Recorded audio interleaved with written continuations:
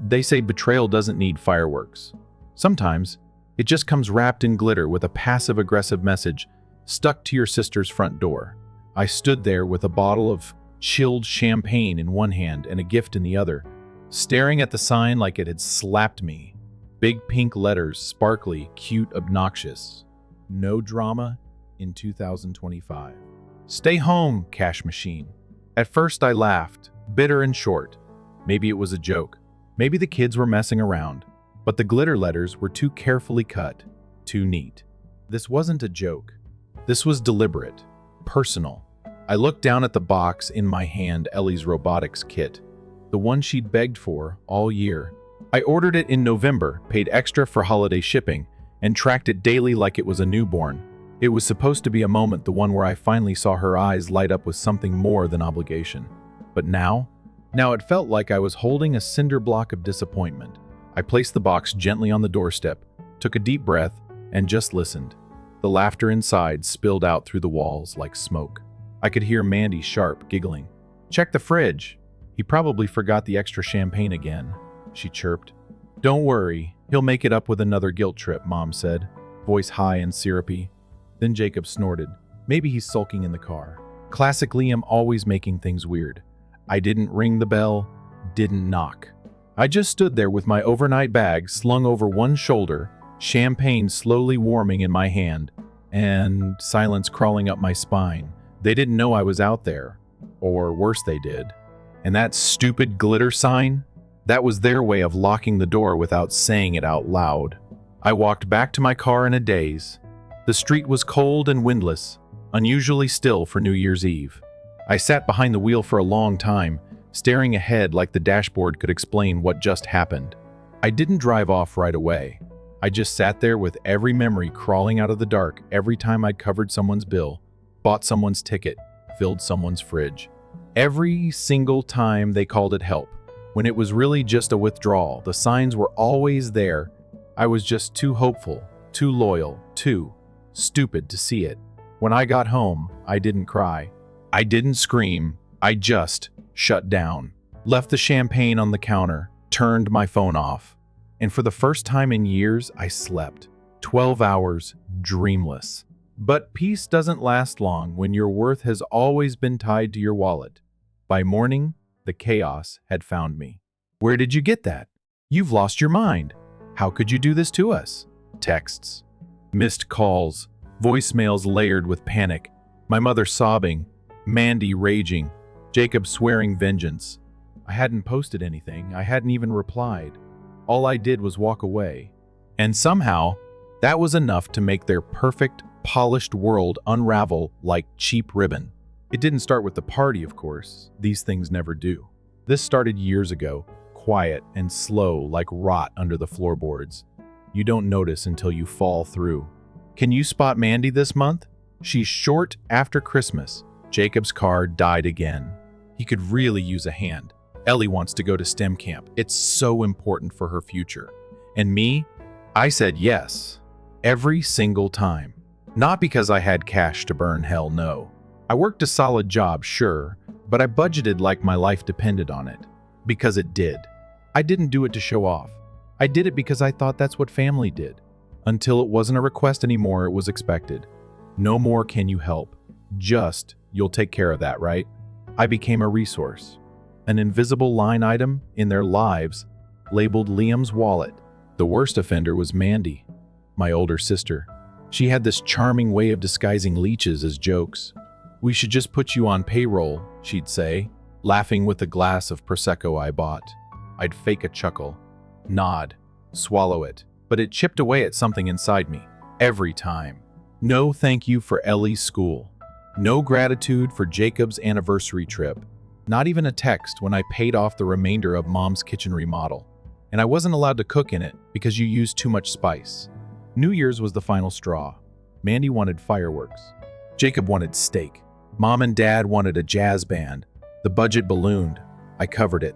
"You don't have kids, so you probably save a ton," Mandy had said that night. "You should be thanking us," Jacob joked. "We give your money a purpose." And like an idiot, I laughed, tight-lipped.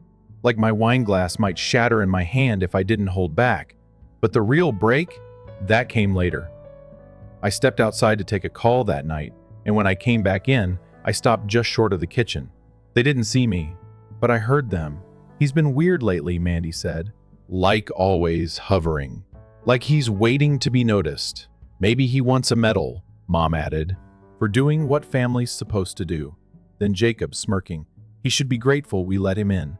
He's basically our pet wallet." Pet wallet. Something in me shattered, not loud, not dramatic, just done. I didn't confront them. I didn't scream.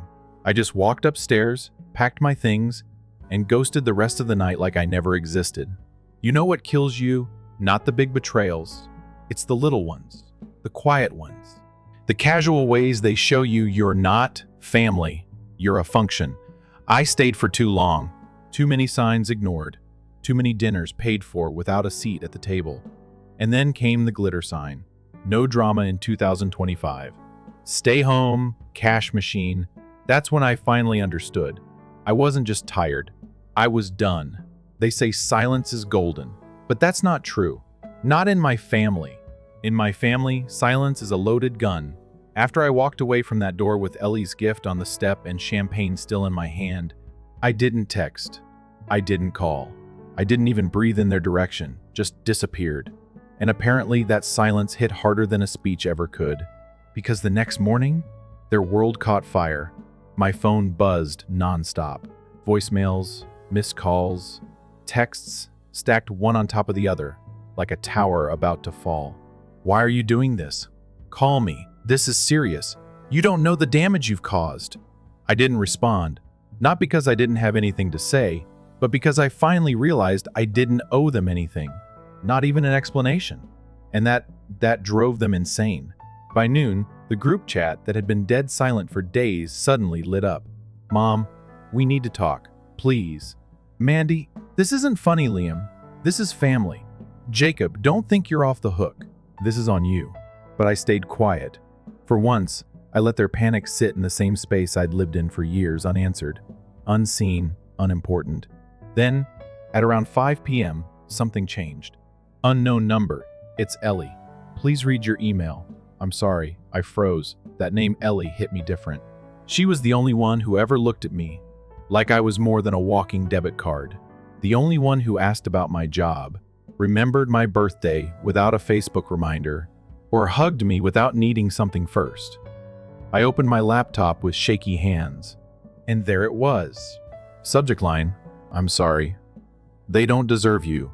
Love, E sent 2:43 a.m. Attached were screenshots.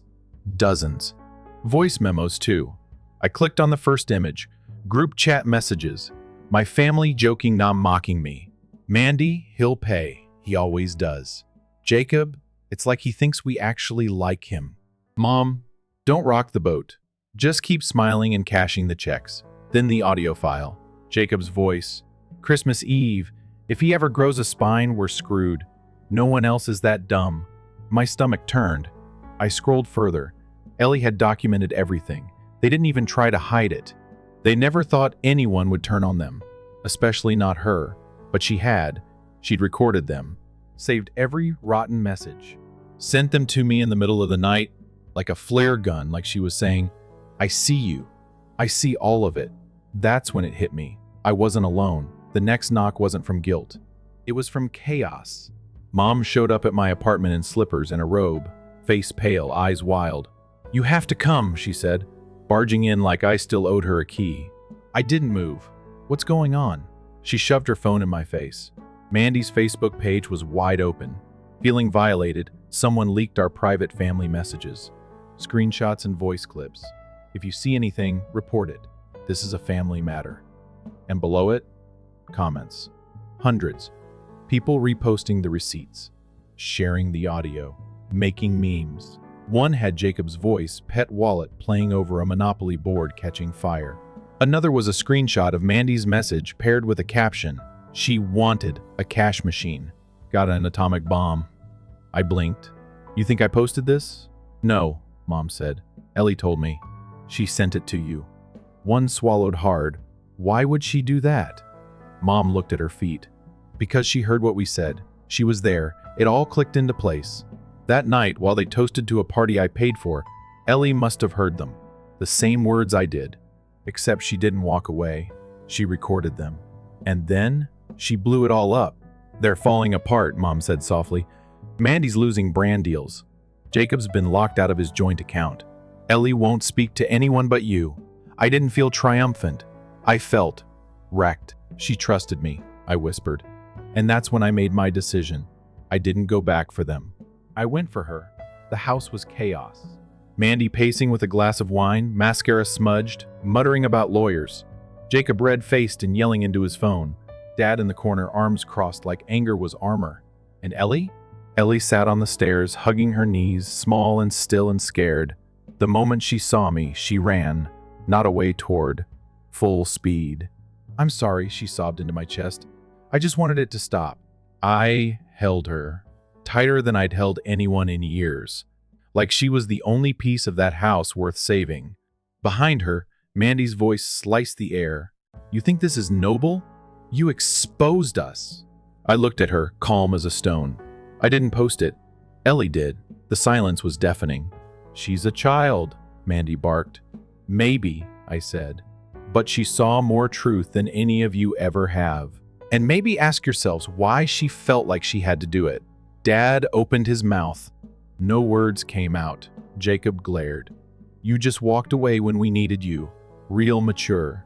"No," I said. "I walked away when I realized I was only needed when it benefited you." I turned to Ellie. "Let's go somewhere quiet."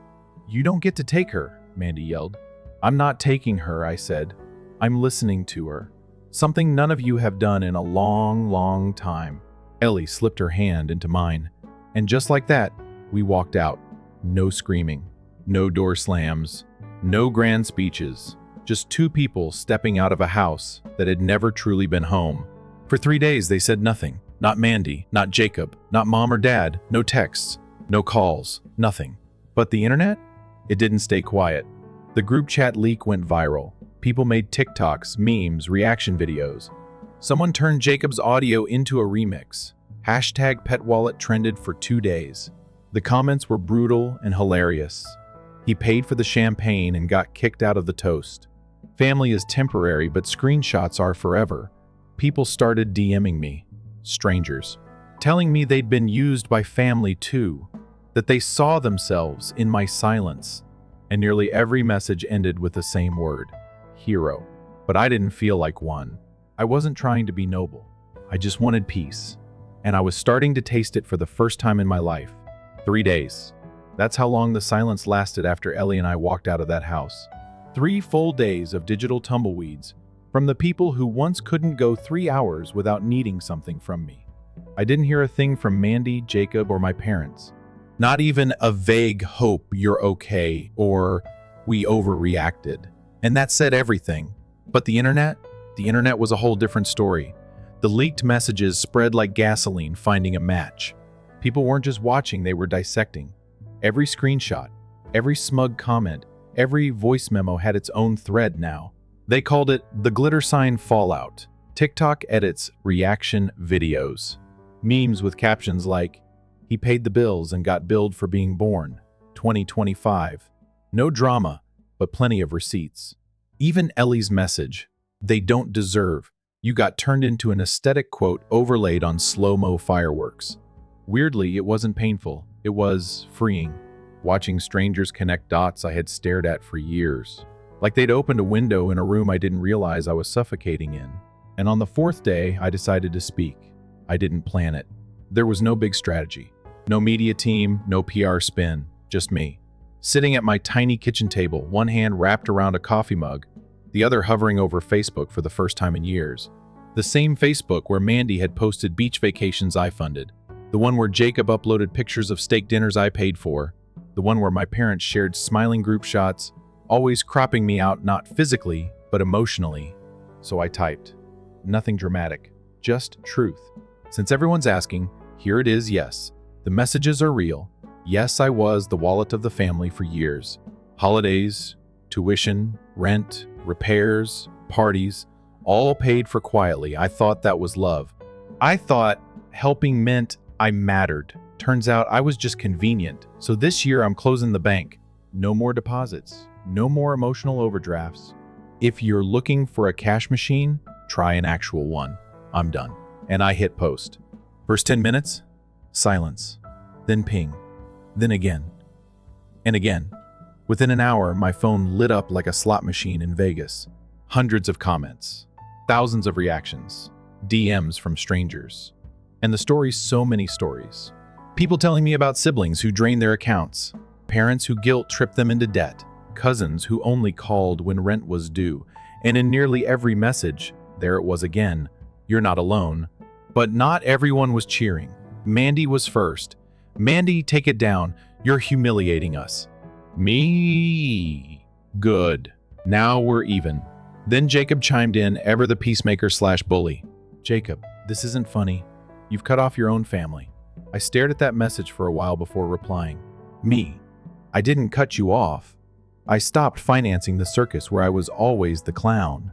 Then came the voicemail from Mom. Her voice cracked like a worn-out cassette.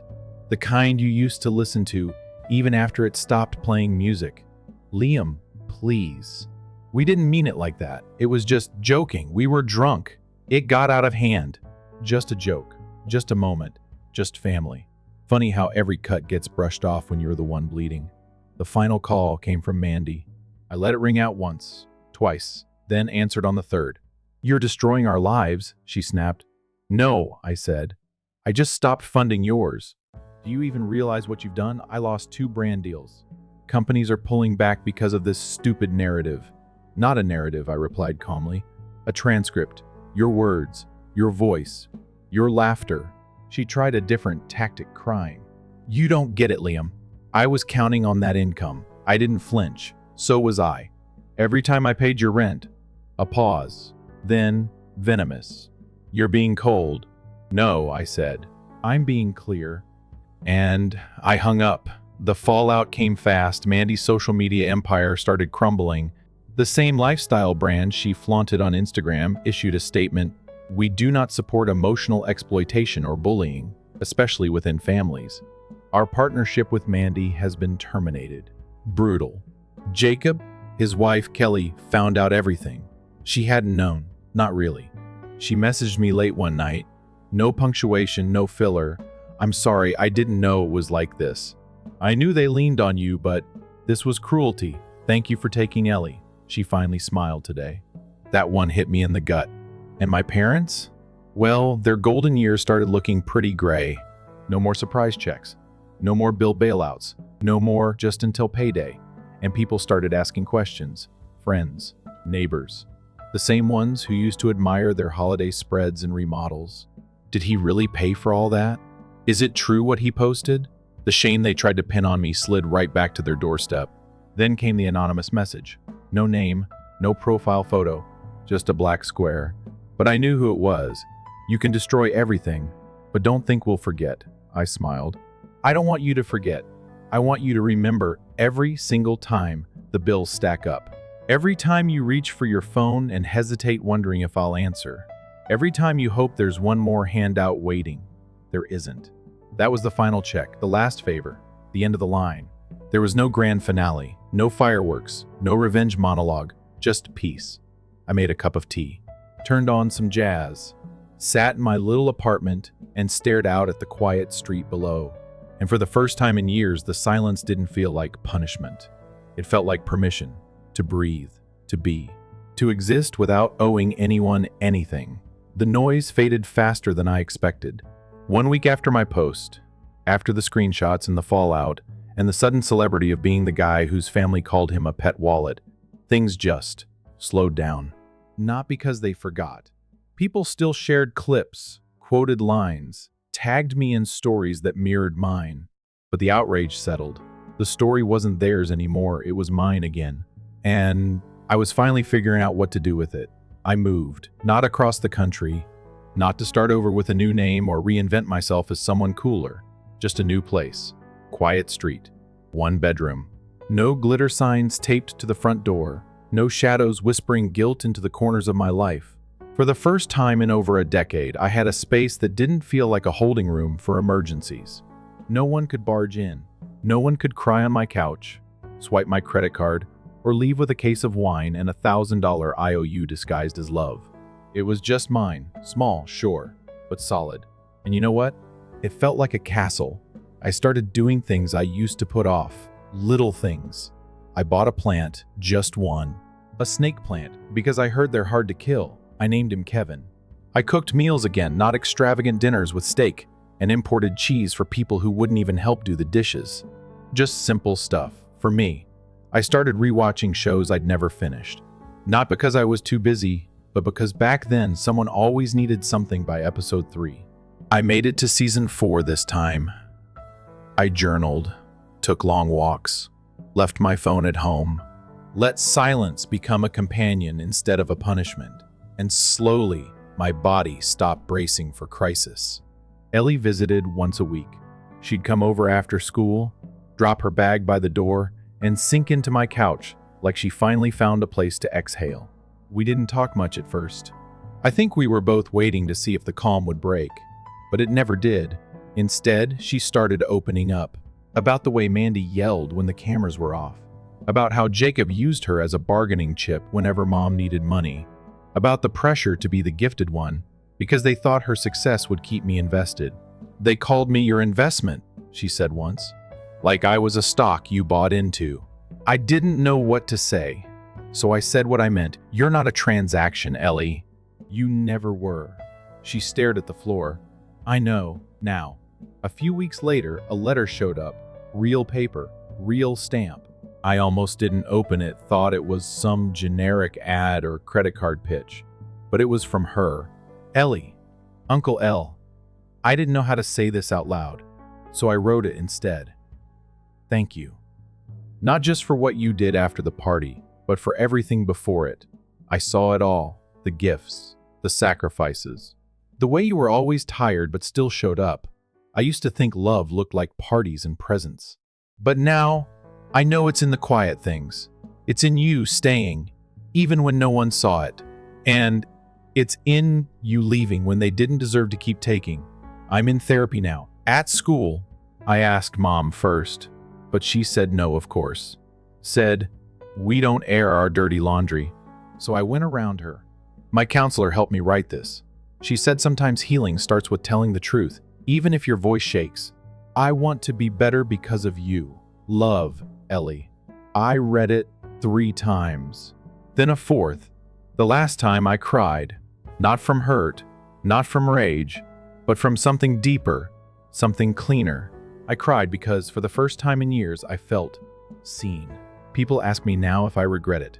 Not the walking away, but the years before the giving, the enabling, the late-night bank transfers, the family trips where I sat at the end of the table like a sponsor, not a sibling. And the honest answer? I don't regret being generous. I regret thinking generosity would make me belong, because love without respect is just performance. And I was the longest running act in a family who never bought tickets, just showed up expecting a front row seat. Now, I live differently. I stopped asking permission to rest. I stopped explaining my boundaries like they were up for debate. I spend money on myself now, not in some petty I'm living my best life kind of way, but in small, meaningful ways. I bought new sheets, a reading lamp, a coffee subscription from a local roaster. Turns out peace smells like fresh beans and lemon soap. I even started volunteering on weekends quiet work. No recognition.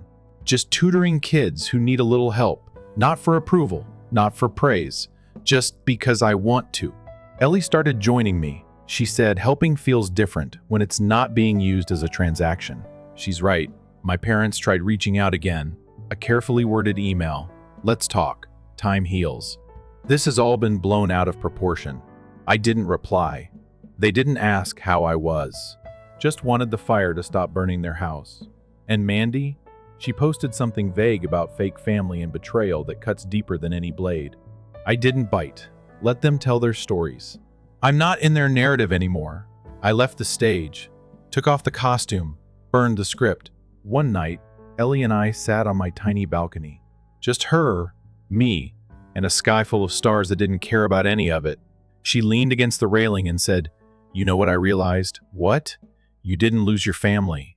They lost their mirror." I blinked. "What do you mean?" "You showed them who they really were, and they hated it. She wasn't wrong. Some days, I still hear their voices. Mandy's sarcasm, Jacob's smug jabs, my mother's passive-aggressive sighs, Dad's judgmental silence. Ghosts. Just ghosts. And ghosts don't pay rent. So I let them drift. I light a candle, not for them, but for me. For the version of myself I abandoned every time I said yes when I meant no. I don't owe anyone my silence anymore, or my money, or my time, or my peace. Some voices don't leave you. Even when the people who said the words are long gone, even after the texts stop, the emails dry up, the door stays shut, you still hear the old lines. You're overreacting. We were just joking. You're part of this family, aren't you? I used to carry those words like they meant something, like they were carved into me, like they were law. Now, I let them pass, like wind through open windows. I used to think healing would feel loud like fireworks or applause, but it's quieter than I expected. It's a deep breath that doesn't catch in your throat, a morning without dread, a night without checking your phone for emergencies that aren't yours. But still, one thing lingered, my silence. Not the kind I created for peace, the kind they forced on me for years. The kind where speaking truth felt dangerous, selfish, dramatic. That silence needed to be broken, not for revenge, for release. So I wrote something, not another social media post, not a message to Mandy or a response to Jacob's half-assed apology in the family group chat, which, yes, he renamed to New Beginnings like that, erased everything. No, I wrote for me. And maybe for someone else out there quiet like I used to be, someone who thinks love has to be earned through exhaustion and emptied bank accounts. It started simple. I opened a blank doc one night, hands hovering over the keys, unsure if I was about to write an essay or a scream. What came out was both. They called me the ATM uncle, the one who paid for every vacation, party, and emergency. I did it because I thought it meant I was loved. Turns out I was just useful. And when I stopped being useful, they told me to stay away literally. They made a sign, pink glitter, taped it to the front door. No drama in 2025. Stay home, cash machine. I stared at that sign with a bottle of champagne in one hand and a gift in the other. I left both on the porch, and I left them too. I kept writing. The hardest part wasn't walking away. It was realizing I was never really invited and only expected to pay for the party. My name wasn't in the thank yous. My presence wasn't in the photos. But my money, my help, that was always welcome. Until I stopped. Until I said no. And the screams that followed weren't from pain. They were from panic. Because the machine they built finally powered down. I didn't write it for attention. I wrote it because truth deserves space. But something strange happened. I shared it, just once, quietly, on a community board where people share essays and stories. No names, no tags, just words. It exploded. Overnight, messages poured in. Hundreds of comments. People echoing back the parts that hurt them, healed them, reminded them of their own families. I left a similar porch once. I thought I was alone in being the family fixer. Thank you. You put words to something I've lived for years. Some cried, some laughed. One woman wrote, I printed your piece and taped it to the mirror. So next time I feel guilty for saying no, I remember I'm not a machine. That one stopped me cold. And then, something I didn't expect, an editor from a storytelling podcast reached out. They wanted to feature the piece, read it aloud, share it with others who needed to hear it. I hesitated. It's one thing to post online. Another to have your voice, your pain broadcast into people's homes, their headphones, their morning drives. But I said yes. Not to be seen, to be heard. A few weeks later, the episode aired. No names were shared. Just a voice, calm, measured, gentle, reading my story like it belonged to everyone and no one. The host ended the episode with a question. What happens when the family you were born into only sees your value when you're useful? Do you stay? Or do you choose yourself? That line hit like a bell, and people answered. Comments poured in. Threads sparked. Even a few local newspapers picked it up. Essay on family financial exploitation goes viral. It wasn't about fame. It was about freedom. Of course, the story eventually made its way back to my family.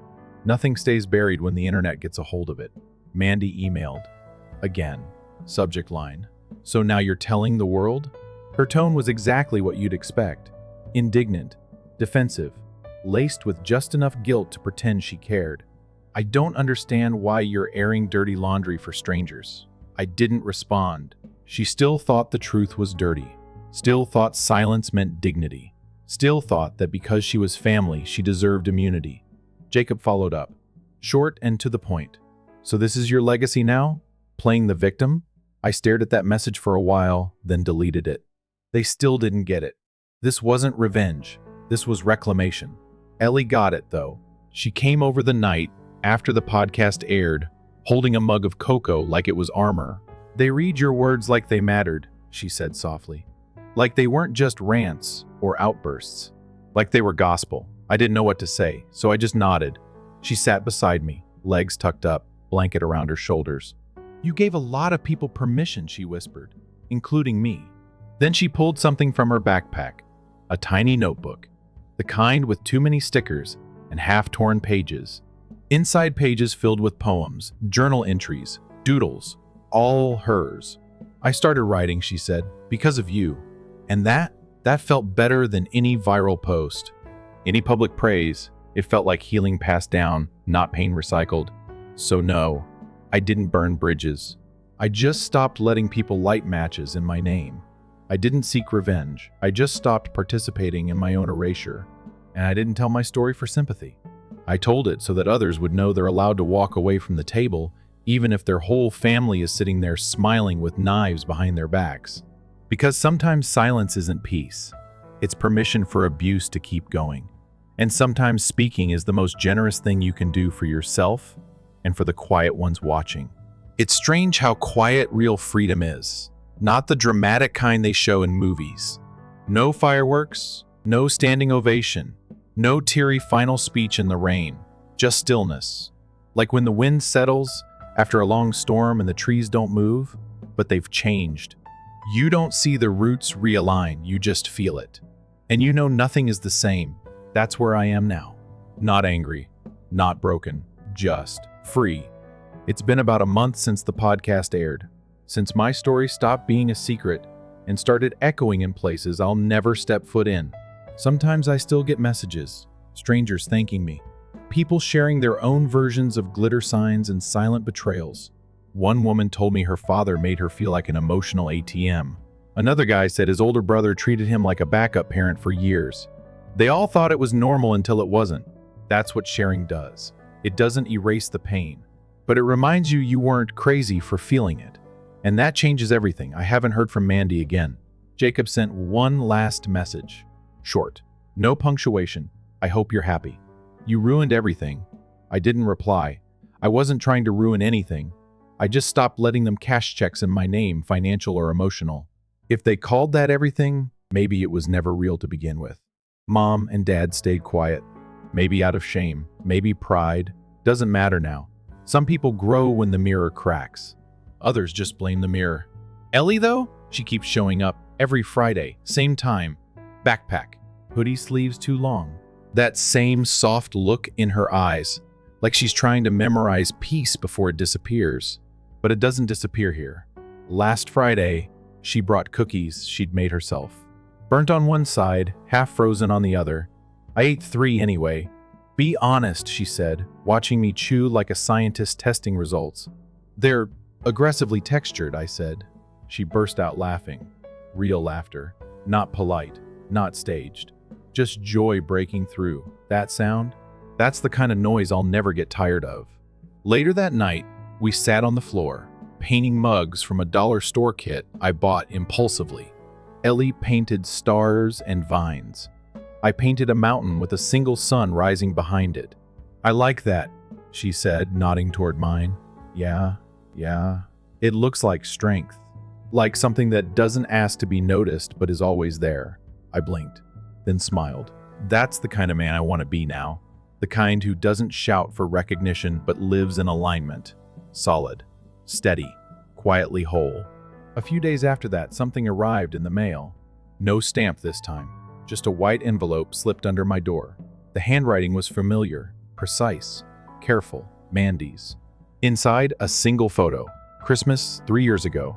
Ellie and me, sitting on the porch, both half asleep after the kids opened their gifts. I was in sweatpants holding a coffee. She was wrapped in a blanket, leaning on my shoulder. On the back, scribbled in ink, I found this. Didn't know it existed. I'm sorry. I mean it. I don't expect anything.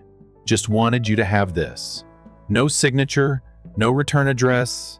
I didn't know how to feel. Forgiveness doesn't come wrapped in apology cards. It comes in how someone lives after they've said sorry.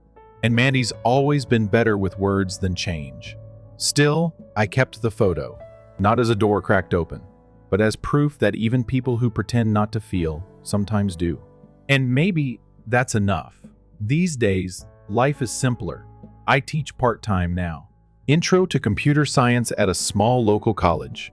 It's not glamorous, but it feels right. I like explaining things to people who actually want to learn. I like going home with energy left in my body. I joined a book club. Most of them are retired women who drink strong coffee and argue over which Jane Austen man was the worst. We all agree it's Edmund from Mansfield Park, by the way.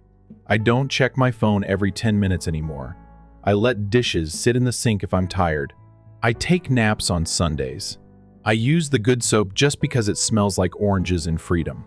And I stopped waiting for someone to tell me I'm good enough. Turns out, I always was. The letter from Ellie still hangs by my front door. Not as a trophy, as a compass. On the days I question if I did the right thing, if walking away made me heartless, selfish, cold, I read her words again. You were the only person who didn't want anything from me. Just me, as I am. That's how love should feel. Not like a loan, not like a role, like being seen without a price tag. I used to believe family was unbreakable, that no matter what, you stick it out. But now I know the truth. Blood makes you related, respect makes you family, and love, real love doesn't keep score. It doesn't hang conditions over your head or throw guilt like confetti at every boundary you set. Real love says, you're enough even when you say no. That's the kind of love I'm learning to give myself, and the kind I'll give to anyone who earns it. I thought I'd end this story with some dramatic final line, a mic drop, something poetic. But life isn't a story. Not really. It's a morning where your coffee doesn't taste bitter, a walk where the air feels clean, a Friday night spent painting mugs with a girl who once thought she had to be perfect to be wanted. It's silence that doesn't hurt anymore. It's laughter that doesn't come with a bill. It's a home that doesn't feel like a ledger. So, no, I didn't lose my family. They lost their wallet. But me, I found my voice. I found my space. I found a life that no longer asks me to shrink just to fit in. And that was the real gift. Story 2. My cousin took the stage at my departure party to declare that he had earned a major role in a film. Then, while I cleaned the floor of soda, they made it into a party. I remained silent, but my mother discovered something close to the coffee maker the following morning and simply froze. I suppose this is also my moment. With a sneer that only appears when you know you've taken the limelight, my cousin Nate replied, lifting his glass. I recently got the lead in a film. Suddenly, my farewell party turned into his triumphal procession. At first, there was a startled hush, as if they were all still unsure whether he was serious. After my aunt gave a clap, there was a cheer. My uncle got to his feet and embraced him. Naturally, my mother smiled because she did. Regardless of the situation, Nate was her sister's golden kid, and his accomplishments always surpassed my own. As I watched the room spin away from me, I held a half-empty can of Sprite. Evan, balloons bearing the words "Good luck" in glitter letters, continued to drift close to the ceiling. Have you forgotten the cake? The frosting on my cake was beginning to break as it remained unopened on the table. When I vanished inside the kitchen, nobody saw me. Perhaps with the exception of the dog that padded after me and appeared just as bored. There was a beverage spill in the living room. They asked me to clean it, of course. Not Nate. Not as loud. I drank champagne. In courage. Without a word, I did it with myself. While they celebrated his big break, I cleaned the sticky mess off the wooden floor. My hand trembled.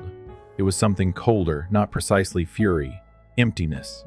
Known. Heavy. There was laughing throughout the house. Not for me, not even about myself. That evening, I remained silent. When Nate grinned at me and said, "You're next, man," I gave him a kind smile. "Don't be angry. I was the star of the show. I wasn't angry. I was finished." However, something occurred the following morning. First up was my mother. Still wearing her robe, she stumbled into the kitchen and said that she needed coffee. I had already packed. I didn't want anyone to forget that I was departing again because I had an early flight. Then she noticed it on the edge of the counter, just close to the coffee pot. Just over the cabinet, her hand froze in midair. She stared at it as if it weren't real. She left it alone, simply gazed. "Evan," she said in a fragile murmur, "what is this?" I didn't respond. I simply took a sip from my suitcase, straightened up, and walked away from her. She didn't follow. She simply stood there and gazed at what I had left behind. This was not always the case. Years ago, I believed that being the trustworthy person meant anything, that I would continue to show up, assist, and do what no one else wanted to do. They would eventually notice me, not as a fallback. When the other cousins are too busy, they call this one instead. Only me, Evan. However, I ought to have known better. My mother first skipped my piano recital when I was 12 years old in order to take Nate to a casting call. He was not even given the part. However, I still recall waiting by the curtains and watching through them in the hopes that she would enter. She didn't. At 16, Nate landed his first commercial job, a local chain of hamburgers. My mother used to cry when she watched him on TV, as if he had just won an Oscar. It's good that she texted me back when I arrived in Colombia. "If you need assistance moving, let us know." I didn't. I shifted myself. I always did. Over time, I accepted it. Everything. The silent exclusions. The occasions when they neglected to inform me about family get-togethers. If the birthday cards arrived at all, they did so 2 weeks late. However, I continued to appear. I believed that I would gain love by being helpful. It didn't. Spoiler alert. It was supposed to be my moment when I received my dream job offer in Berlin and made the announcement that I was leaving. To send you off, my parents insisted that we throw a little party at our house. Correct? I agreed with my mom that it felt strange to be so abrupt and performative. I even picked out the food, printed banners, cleaned the house, assisted with setup, and purchased the decorations myself. "You're being too extravagant," they all said, but no one else offered to help. No one cared what music I liked or what cake I wanted. And then Nate walked in, flashed his $1,000,000 smile, and hijacked the whole night. But that wasn't even the worst part. That came later, around midnight, after everyone had left. I overheard my mom in the kitchen washing dishes and talking on the phone. "Honestly, it's probably for the best that he's leaving," she said. "Evan's just not the star of this family. Never was always so serious. You know, the Berlin job will keep him busy. Maybe teach him to stop overcompensating." I didn't confront her. I didn't make a scene. Instead, I went to bed. And in the morning, I woke up early, packed quietly, took my last walk through the house. Then I opened the drawer where we kept old receipts and pulled out the envelope. I'd found it a week ago by accident. One of those moments where the universe gives you exactly what you need. It was a copy of my bank statement. Only, it wasn't mine anymore. Someone had been using my account to funnel money into Nate's acting career. Private coaching headshots, even flights to Allah. And the signature authorizing it, my mother's. There was also an email printed, folded, tucked in the back of the envelope. It was from her to Nate's agent saying, "I'm wiring the funds from Evan's account. He won't notice. He never asks questions." So, yeah, I left that envelope on the counter next to the coffee pot. No note, no threat. Just the truth. I watched her face go pale as she read it. Watched her lips move as she whispered my name. Watched the horror dawn on her when she realized I knew, and that I'd known for days. I didn't say a word. I just opened the front door, dragging my suitcase behind me. But I'll never forget. Her voice trembling as I stepped outside. "Evan, wait." I didn't. Because for the first time in my life, I wasn't playing the quiet one. I wasn't being useful. I was being done. When I landed in Berlin, it was still dark outside. Cold wind nipped the windows of the cab, and the driver murmured along to a melancholy indie tune. I didn't recognize. I should have been excited. Starting a new life, in a place I liked. a job that made all the sleepless years worth it. But I couldn't quit thinking about her face when she saw the letter and the text that followed 5 hours later. "Mom, we need to chat. This is not what you think." Then another, "Mom, please come home. Let's sort this out. We adore you." Then, Nate, what was that? Are you really going to become upset about a few $1,000s? Disgorge a few thousand. Over the course of 2 years, they had stealthily taken more than $14,000 from me. And since that's who I was to them, they knew I wouldn't question it. Keep quiet, predictable, generous. Evan. The safety net. The family stage was held together by an unseen structure, allowing Nate and other stars to shine more brightly. No more. I disregarded all of the messages. I didn't pick up their phones. For the first time, I concentrated on my work and creating a new life. Since I was the additional cousin, nobody knew who I was. I liked being simply Evan, but the tranquility was short-lived. I received a call from a blocked number at work 3 weeks later. "I'm not sure why," I said. "Perhaps I was simply sick of jogging." "Evan." It was my father. It had been months since I heard his voice. He sounded worn out, as if he were reciting a screenplay that had been written by someone else. "We're taking a plane tomorrow," he stated bluntly. "Nate and your mother need to speak with you." "This has gotten out of hand," I chuckled, empty and bitter. "Too far gone. You mean that after you took from me, I left?" After Nate made a press tour out of my goodbye party, I washed the soda off the floor like a servant while you all stood about. He let out a sigh. "There was a miscommunication." "No," I snapped. "It was treachery, let's call it that." The receptionist at my building sent me an email the next day. "Hi there, Evan. When your family came, they left you many messages. As per your regular request, we turned down their plea to be let up. They promised to be back at 10 a.m. tomorrow. If you want us to step in once more, tell me, please."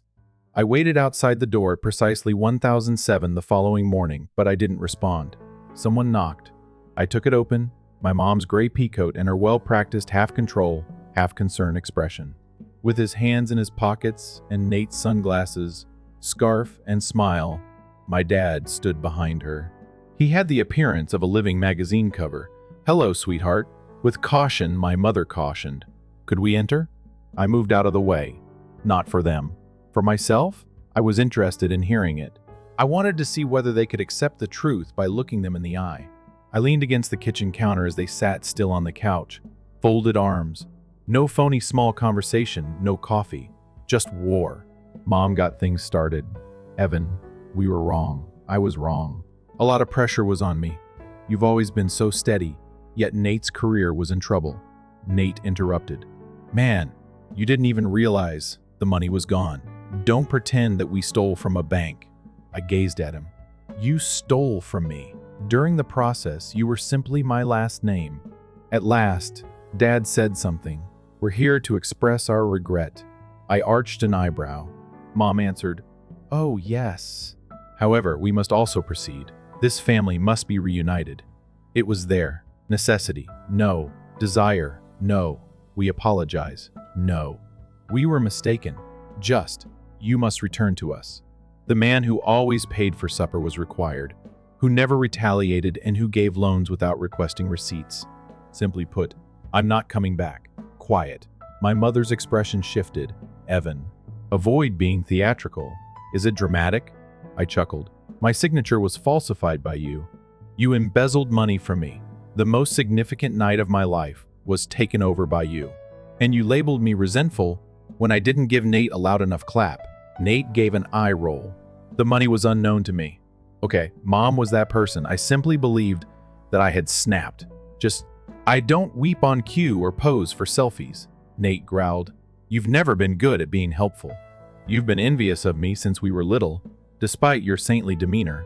I took a step forward, slow and methodical. "Feeling envious? You mean when your mother placed your framed headshots over my certificate of graduation? Or when you were given the master bedroom by her? Because you need room to be creative, that's what you mean." Mom got up. "That's sufficient." "No," I said. "It isn't." She stopped. I never spoke loudly to her, not once. It wasn't a son talking to his mother, though. This man was addressing those who relied on his silence for solace. "Do you want the truth?" I said. Here it is. When Dad was laid off, I sent money. When your insurance wouldn't cover the co-pays for your operation, I covered them. Nate, I purchased your vehicle, and nobody ever expressed gratitude at all. However, I became disposable the instant I ceased to be convenient. Dad muttered, "That's not true." I looked over at him. "You were aware? It was easier to let Mum run the show, so you ignore it. And it was simpler to think Nate would succeed and come to our rescue. I'll manage to make it." Nate lost his temper. "I'm hoping you do," I said, "because you are now responsible for paying your own expenses." Mom folded her arms. "To make peace, we came here." "No," I said. "In order for me to forgive, forget, and return to being your human wallet, you came here to start over." Dad stood and spoke quietly. "Listen, Evan, I've been paying attention. I lost my temper, my entire existence. It's your turn now." As I approached my desk, I took out a document that contained a notarized declaration that denied my parents access to my shared accounts, a report on fraud, a record of the transactions I had previously sent to the bank. I gave the envelope to them. As if it were a live grenade, Nate gazed at it. "You wouldn't. I did it already. Are you ruining the family because of money?" With wide eyes, Mom inquired. I said, "Calm down now. The idea that I ever had a real family in the first place is being destroyed." Stunned and silent, the three of them stood there. I pulled the door open. I said, "I have a meeting. Go ahead and see yourselves." The voice of my mother broke. "I'll cut her off if you leave this." "I'm not going anywhere. I'm liberating myself." I closed the door after that. Without saying another word, they departed. Don't slam doors. No spectacular departures. A silent shuffle down the corridor. However, that quiet. It roared. It wrapped around the apartment like smoke from a fire. I just sat. A part of me thought I might feel relief, closure, but I didn't. Not yet, because I knew what came next. The performance, the rewritten story, the guilt trip, the manipulation, they wouldn't let me go quietly. Not when I'd finally become the villain in their version of events. It started that night. "Mom, I can't believe you would do this to your own family." "Dad, we flew across the world for you, Nate. You're overreacting." And then came the Facebook post from my mother's page. "We try to do everything for our children. Sometimes they forget who's been there the most. We raised a son, not a stranger, but God sees all. God sees all." Yeah, he does. And I bet he kept the receipts too. I didn't reply. I didn't post. I didn't defend myself. I just watched. Comments flooded in distant relatives, church friends. Even my middle school music teacher chimed in with prayers and sympathy. "He'll come around," they said. "Kids get cold sometimes. So sorry you're going through this, Mary." Now, one of them asked what happened. Not one of them thought. Maybe, just maybe, the quiet kid finally snapped because he was pushed too far. But that was fine, because while they were busy crying over a carefully curated Facebook pity party, I was rebuilding, and I was starting with myself. The first night after they left, I didn't sleep. I stayed up watching the city lights outside my window, Berlin humming quietly in the background like a new chapter, breathing just below the surface. My stomach twisted, but it wasn't regret. It was withdrawal from a lifetime of being the emotional mule for everyone else. The next day, I deleted the family group chat, unfollowed Nate, blocked my parents' numbers. I even pulled out the photo album my mom had made for me when I graduated college and tossed it, page after page of for smiles at events they barely showed up to. I didn't need reminders of who I used to pretend to be. A week later, I got a call from an unknown number. I let it ring, then it rang again, and again. Finally, I responded, "Hello?" There was a pause and a sigh. "Evan?" "It's Aunt Melissa." I blinked. I hadn't spoken to her in over 5 years. She was the black sheep on my mom's side, the one who disgraced the family by relocating to Portugal and marrying a man they didn't approve of. I heard what occurred. She said quietly. I waited for the judgment, the lecture, the covert humiliation, but instead she responded, "Excellent for you." I went cold. "What?" I came across the post. "Your mother has always played saint well, but you've always had the most strength. You simply were unaware of it." I slumped in my seat. No one, I believe, witnessed it. We witnessed it, she added. Some of us did it every time. Simply put, we were too afraid to speak. I sobbed for the first time then, not because I was depressed, because it was finally understood by someone, somewhere. Before it became quieter, the aftermath became louder. A candid podcast episode concerning toxic siblings was broadcast. He didn't have to name me, but he didn't. Everyone was aware. Then it was taken up by a tabloid. Nathaniel Green, an emerging actor, talks candidly about family, betrayal, and how Hollywood helped him get over his trauma. I almost dropped my coffee because I was laughing so hard. His suffering was alleviated by Hollywood. His first 3 acting coaches were paid for by me. While he found himself in Los Angeles, I paid his rent for a year. He was the victim, of course.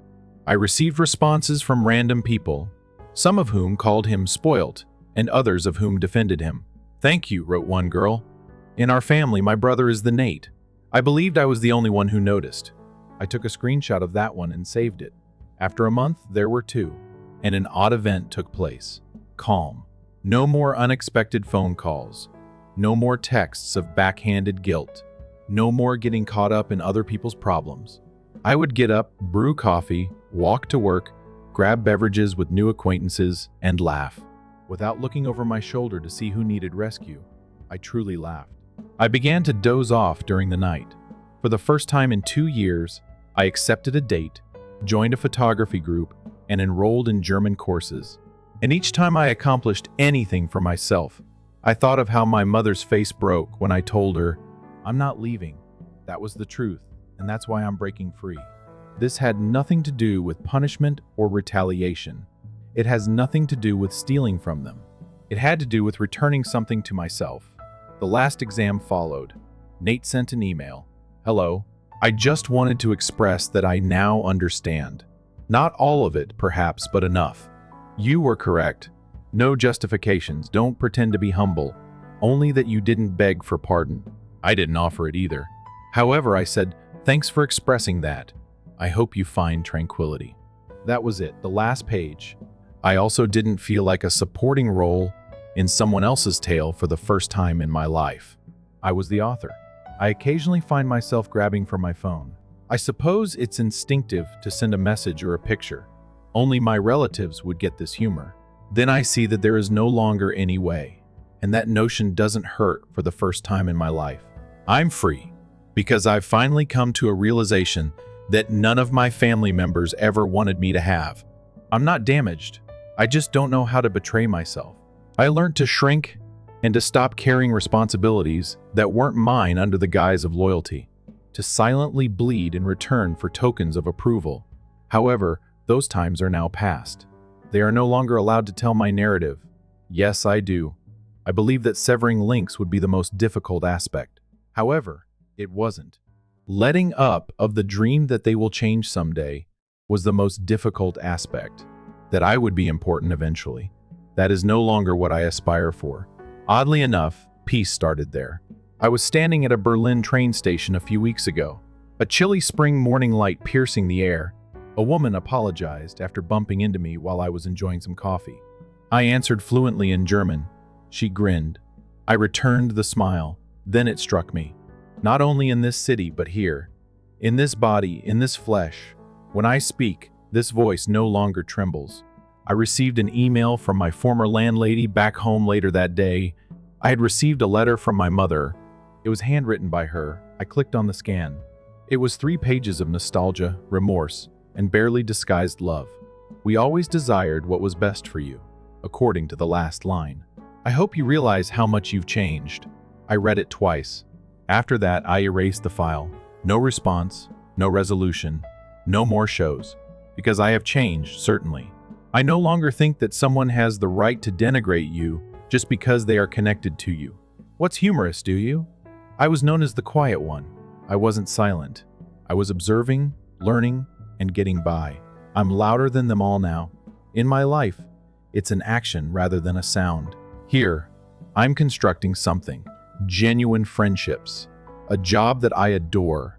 A house where the phone rings and I don't flinch. An indisputable version of me. It's true. I had a dinner party for some new acquaintances last weekend. On the deck, we had some wine.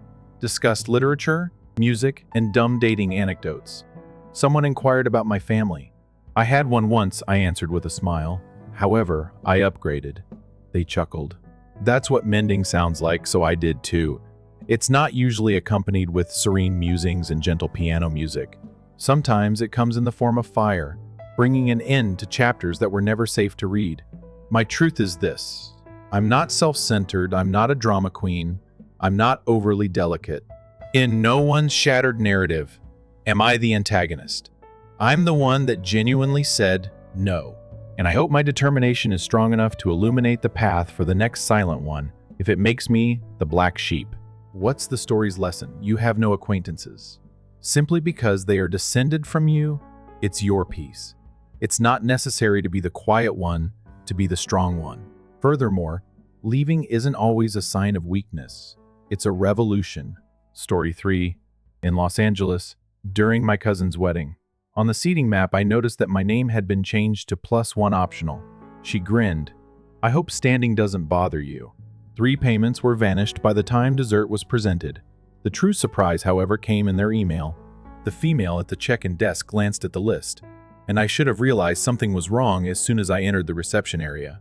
Last name? She inquired. Miller, Jordan. Miller? I said, grabbing the card already. She glanced down the sheet, then stopped, clearly uneasy. +1 optional is what you are listed as.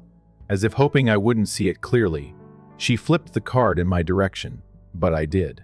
1 optional table standing in addition to the name. I blinked. Please pardon me. Then I heard it. That voice was piercing, phony, charming, and blatantly arrogant. Oh, Rhea, don't be so emotional. Behind me, my cousin, the bride, showed there, all glitz and snobber. You never sent a +1 RSVP. I thus assumed that standing room would be okay. The bar is always there. Before I could reply, her expensive heels clicked like punctuation on a joke, and she left chuckling. I remained still for a moment. In fact, I considered the possibility that I deserved this. Since this wasn't new, perhaps I had allowed them to treat me in this manner for too long. This was only the most recent of several barbs. They have consistently reminded me that I was only a member of the family and not truly a part of it. Disposable yet useful. For example, I always said yes when Rhea asked me to watch her brother Matt for his flight in a tux, or when I realized I was still paying for the family Spotify account because we didn't want to lose the playlists, even though he had promised to pay me back after the wedding. The trustworthy one, the steady one. That person who never fussed. However, they made a mistake tonight. The incorrect individual was humiliated by them. I inhaled deeply, went to the bar, and placed an order for the priciest scotch they had. Nice. The barman noticed the card in my hand but poured it without saying anything, standing. His lips quirked as he questioned. Apparently. Flatly, I replied. I took a drink. After that, I took out my phone and launched the banking app. There were still 3 regular payments due. Rhea will get $850. Wedding costs. To Matt Tuck's travel, $300. The family entertainment bundle cost $75. I tapped cancel, cancel, cancel one by one. I then opened my email and included the receipts as an attachment. The ones that demonstrated the money wasn't spent on what they said had been forgotten. Each person had a single attachment, a silent truth bomb on the internet. And when the cake was presented, Rhea reveled in the cheers I had sent her. I muttered to myself as I lifted my glass across the room to her.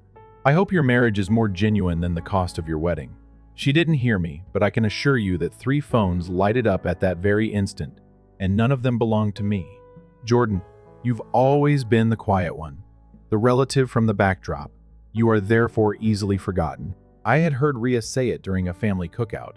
It stuck with me as I grew older, even though Mom laughed when she said it as a praise. Unlike her, I wasn't ostentatious. When I graduated from college, I didn't have my face featured in the family newsletter or have birthday celebrations with pony rides. I didn't plead for cash. I never begged for anything, worked my way through school, and started my own freelance consulting firm from scratch.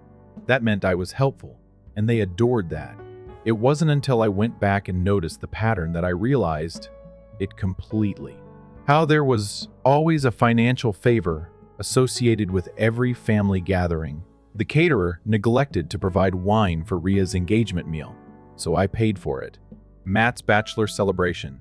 They neglected to reserve a hotel. Last year for Christmas, I reserved 4 rooms. Everyone in the family forgot. They requested me to Venmo again after I had already paid for half of the Airbnb. I did this because, at the time, I still thought that I would ultimately be seated at the table if I was generous. However, I was always the extra, the +1 optional, regardless of how much I contributed. I didn't start to wake up until 6 months before to the wedding. It began modestly. Ria's phone call at 9:37 p.m. on a Tuesday.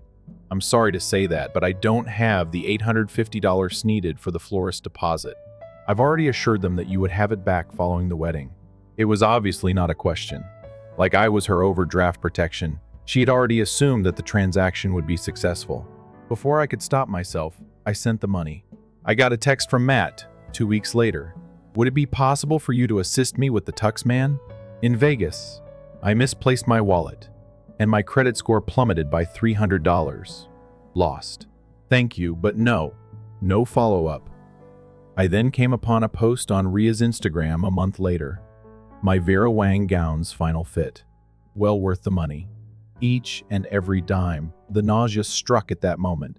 I looked through her page and saw pictures of smoothies, spa days, breakfasts, fancy bags, and $19. Those had been paid for using my money. Not emergencies, not florist deposits, luxury, indulgence. Falsehoods. Then I ought to have interrupted it. However, I didn't. I convinced myself that I was being petty and that the battle wasn't worth it. You were aiding your family. The problem with being exploited, though, is that you don't realize how deep it goes until it's too late. I received a group text message the week before the wedding. Hello, everyone. A brief update. There is a tight seating chart. Casual vibes might be necessary for some people. I take it that we're all family casual float? However, I discovered that I was the only person without a seat when I got to the venue and saw that +1 optional card. Matt's had seats too. Ria smirked at me across the reception when I glanced at her, decked out in white lace and feigned humility. I hope standing doesn't bother you. No sense. Something inside of me exploded at that moment. They remembered me. I was erased. I was inconvenient, not because they didn't care, because I was no longer useful to their portrayal of the ideal life. However, after I sent those receipts and shut down my phone for the evening, the real slap came later. There was chaos when I woke up the following morning. My email had blown up. The matter is urgent. What is this topic? I've had enough of you. Subject. Are you crazy? From her planner, from Matt, and from Ria. The venue's finance team apparently flagged the files I sent. Due to questionable outside contributions, the same team is now refusing to process Ray's outstanding wedding reimbursements. They were filed under gifted sponsorships by her. However, my receipts indicated a direct payment rather than a donation. Fraud in translation. Her dream of a tax write-off abruptly became a serious audit risk. Matts took out a loan from Tuck. I would add the receipt to his app for gambling. Top-up history. A neat little overlap. The Spotify plan. That was petty. I just changed the password to Gryffindor. Will it? 123. But the cherry on top. Grandma. Sweet, sharp-tongued, razor-eyed grandma who never said much but always knew everything. She forwarded me the family email thread Ria had accidentally keyed her on. And that thread. Oh, it was gold. Jordan's a beta. I'm not worried. He always caves. He'll probably Venmo more if we guilt trip him. He's the responsible one. If he makes noise at the wedding, just smile and cut his mic. I didn't know what hurt more, being called a beta or realizing they had rehearsed how to silence me. But that was fine, because now I wasn't going to make noise. I was going to make a crater. You're a selfish, bitter child, Leah screamed. I smiled calmly, opened the projector and said, then let's talk about receipts. The family dinner was scheduled for Sunday at 7 p.m. Subject line in the group chat. Emergency family gathering. Jordan needs to explain himself. Oh, I'd explain. Just not the way they were expecting. I arrived right on time.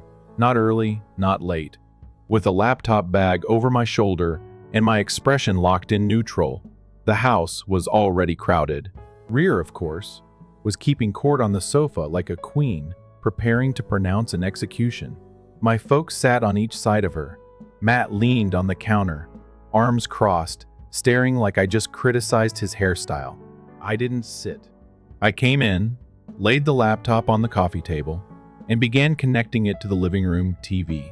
No one spoke. They were too astonished to figure out what I was doing. "What is this?" Rhea inquired, her voice dripping with hate. "Did you bring slides to your own trial?" "Something like that," I said. "Just felt we should all see the same truth before we start yelling." Slide 1, wedding costs. The florist claims $850, but the reality is different. Not exactly. To send directly to Rhea, I retrieved the bank statement. A picture from her personal Instagram was next to it. The same day, the same quantity, carrying a brand new Gucci handbag. Caption: "A little self-care for the bride." Matt muttered an expletive. Second slide. Matt's tux deposit has vanished. That exigency of $300? False as well. A DraftKings comment caught my attention. That same evening, $300 was added to his gaming app. In fact, he had written about it in the group chat for fantasy football. A rookie error. "I was hacked?" Matt snarled. "No," I responded coolly. "It was sent to the incorrect thread. Do you recall the time you called me ATM? Jordan?" Dead quiet. The third slide. Subscriptions for families. Record devices. Netflix. iCloud for Spotify. Family leeches occupied all 5 seats. The profile of Rhea. Queen Rhea's final performance. Thank you. Next. Matt's past. Podcasts and playlists regarding cryptocurrency scams, and the last slide are mostly found at gyms. An image of the discussion in the family group. Jordan is a beta. He's not going to do anything. Simply explain that it's for the wedding. He folds every time. My mom let out a gasp. My dad squinted at the television as he leaned forward. "Where did you purchase that?" Rhea lost her temper. I said, "It doesn't matter. You stated it. You meant it." "This is crazy," she yelled. "Do you believe this demonstrates anything? For a few bucks, you're wrecking this family." I shut down the laptop. "You wrecked it, Rhea. You determined that I was only worth anything when I was helpful. You grinned the moment you put me on a card that read +1 optional. You're ridiculous," Matt sneered. We had already assisted one another. Significant. Assist. I said it again. "Do you think that's what this is? Taking advantage of someone till they lose it. When they ultimately refuse, you call them weak." Dad got to his feet. "That's sufficient. This is not how you talk to your family." "I'm not." With a heartbeat, I said, "I'm talking to the guys who made me a backup wallet." Rhea's voice rose as she replied, "You've lost it. You believe you can punish us just because you have money now? Jordan, you're behaving resentfully and like a child." I grinned. "I'm a man with receipts. That's what." In addition, I took out my phone to discuss receipts. I responded, "I see your tax consultant and your venue accountant on that email, Rhea. It turns out that it is tax deception to classify direct payments as given sponsorships. Your location. Your refund request has already been put on hold." Her mouth fell open. You wouldn't." "I did it already." Matt gulped down his drink. "You've lost all sense of perspective," Mom muttered. "How could you harm your sister in this way? She got married here?" "That's right," I said. "A marriage based on deception and unrepaid favors." My father gave me a scowl. "You are no longer welcome in this family." I looked at him calmly and steadily. "The night you supported Rhea and allowed her to make fun of me, you made that very evident. Up until today, I simply didn't believe it. I swung my purse over my shoulder after picking it up. Oh, and you should check your DraftKings account, Matt. It appears to have been reported for suspicious activities." Rhea got up, hands trembling. "You just wrecked this family, and I hope you realize that." "No," I said. "I'm just at last not going to let you to continue ruining me." I left after saying that. No yelling, no dramatic door slamming.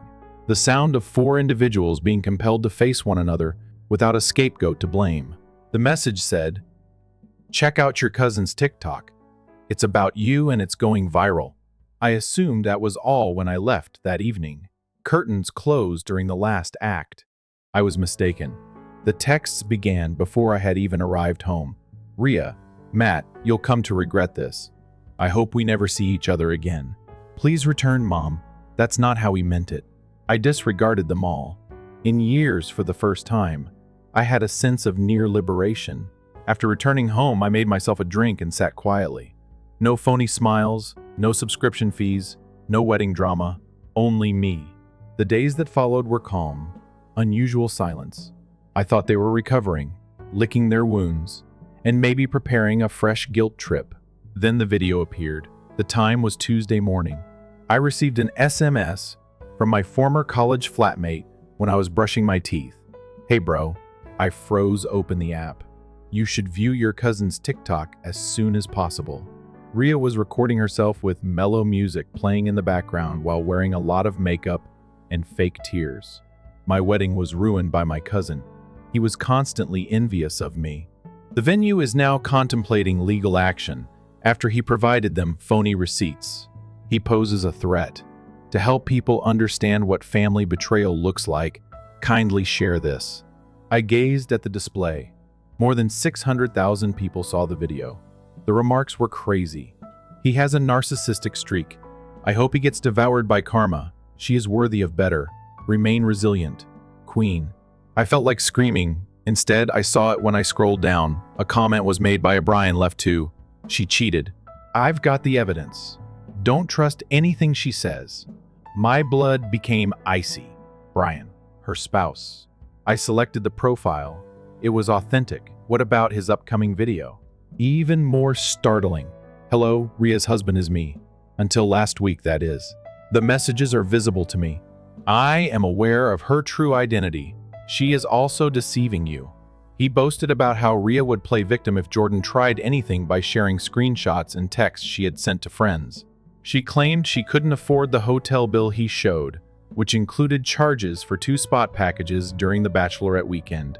He even posted a voicemail in which Rhea said, "Grandma's inheritance is mine once Jordan leaves." Then he revealed the secret. For 6 months, she has been embezzling money from Grandma's accounts, and on one of the withdrawal slips, she falsified Jordan's name. I almost dropped my phone. There was more to this than family drama. This was illegal. All of a sudden, it made sense. Why had Rhea worked so hard to make me appear unstable, isolate me, and humiliate me? Before I realized what she was truly doing, she needed me out of the picture. I immediately called my attorney. Send me all of his words. She's in big trouble if this is accurate. That was the beginning of it. Grandma's nurse provided us with bank records by the end of the week that revealed mysterious withdrawals. Analysis of the handwriting demonstrates that the signature was not mine. Grandma Self wrote that she had felt under pressure from Rhea but didn't want to start a fight. Everything was falling apart. Under the headline, "Brides Accused of Embezzling from Elderly Grandmother," the girl who called me optional was now on the local news front page. Family feud goes public. Matt deleted his Instagram account. My parents went silent. The group chat dead. But the biggest twist. Grandma called me. Not her assistant, not a text, her directly. She said, "I always knew she was greedy, but I didn't know she was this cruel. Thank you for exposing it in Jordan." I braced myself. I've updated the will. It's yours now. Everything. Do with it what I should have done years ago. Protect the family from people like her. I sat there stunned. Not because of the money, but because for the first time in my life, someone in this family believed me, stood with me, trusted me. It's strange how silence feels when you've spent your life surrounded by noise. The chaos of constant demands, the guilt trips disguised as family tradition, the whispers behind your back that you hear just loud enough to know they were meant for you. And then one day it's all gone. Not because they stopped, but because you went away. It's been 2 months since the wedding. 2 months since I stood in my parents' living room and ultimately told them the truth. Not the version they wanted, but the one I'd swallowed for years. The one that tasted like ash and sounded like receipts. Ray's TikTok career crumbled. The venue filed a complaint with the IRS for fraudulent sponsorship and evolved into a full audit. Her wedding planner dropped her as a customer. One of the sellers even blogged about her publicly stating, "Let this be a warning. Not all brides are victims. Matt hasn't been online in weeks. Word is he's been lying low since the draft. King's Inquiry highlighted his account. Something concerning strange transfers from a joint family bank card, which was never supposed to exist. My folks. Yes, they have also become silent. But not the serenity that comes from tranquility. No, this quiet is calculated, protective, and weighty. Last week, my father left me a voicemail. Jordan, we didn't raise you like this. This family is humiliated by you. There are repercussions for your actions. I didn't remove it. He won't ever use that voice with me again, so I kept it. The one that claims you have a debt to us. The one that was once effective. No more. I've left the previous flat. I purchased an oceanfront property, light-filled, modest, and entirely mine. The lease has no other names on it. No plants from the family. Nothing was shared. Every auto payment that had ever been associated with me was canceled. There is no Rhea on Spotify. In order to avoid using me, Netflix changed the password, 123, Amazon Prime for my father. With the joy of a man cutting the final rope on a sinking ship, I contacted customer care and had my card taken away. Then an unforeseen event occurred. People began contacting me, but not the ones I had assumed. Neither Matt nor Rhea was pleading for pardon. My folks weren't suddenly enlightened. I hardly recalled the people. Those who are marginalized in family activities, distant relatives, pals from high school. Even Rhea's now ex-husband Brian. The day after he filed for divorce, he sent me a message. I wanted to express my gratitude. The only person who ever spoke the truth was you. She spent 2 years lying to me. I had the guts to leave after seeing your receipts. He included a picture. Underneath it were the divorce papers, signed. One more message. She is making an effort to restore her reputation, but no one is paying attention. I received a surprise letter in the mail later that week. I hadn't seen a gentle, handwritten cursive in years. I wanted to let you know that I never missed you, Grandma Jordan. You remained the only one who paid attention when it counted, despite their attempts to drown you in noise. The will was altered by me. Now it's yours. Use it for things I couldn't. Build something better with it. Something tangible. I spent a lot of time looking at the letter, but I'll tell you what, it's not because of the money. His life is changed by the security it provides. But I always noticed you because of the statement. It broke something inside of me. It also did some healing, because I've been living like a ghost in my own family for years. Keep quiet. Easy to use. Not important. The man who never appeared in the pictures yet paid and smiled pleasantly, but managing to hold the camera at all times. I no longer have anything for someone who wouldn't reciprocate my kindness. I took a stroll on the beach close to my new residence last weekend. Only me. Coffee in the sea, no requests, no ringing phone. Just tranquility. I didn't receive retribution. I just made the decision to prioritize myself. You look like someone who just got out of a long battle, commented a woman walking by with her dog, who smiled at me. I chuckled. A close-knit family get-together. She smiled and continued to move. As I stood there with the sun warming my cheeks and the tide coming in and going out, I saw that this was the life I had created, not passed down, not talented, constructed, and one day I might share it with someone who doesn't think I'm optional. But I'm okay for now, because I once thought that family was inviolable and sacrosanct, that you stand by them no matter what. I know better now. Who shares your blood is not your family. When you proclaim, "I'm done," your family applauds. They describe me as too theatrical, petulant, and spiteful. Permit them. Because they will hear one thing when they reach out again. The most considerate thing I've ever done for them is to inform them that this number is no longer in use.